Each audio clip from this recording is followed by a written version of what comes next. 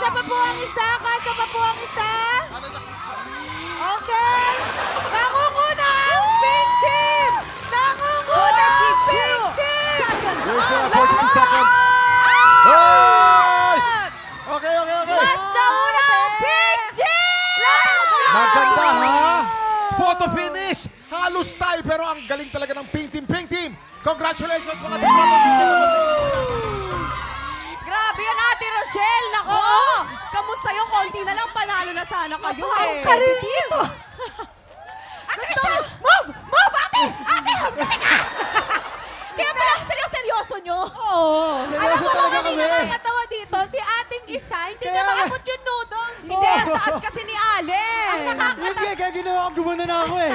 Para habol eh. Eh, si Rob naman to, si Jason. Si Jason, enjoy na enjoy. Jason, parang tuwang-tuwa.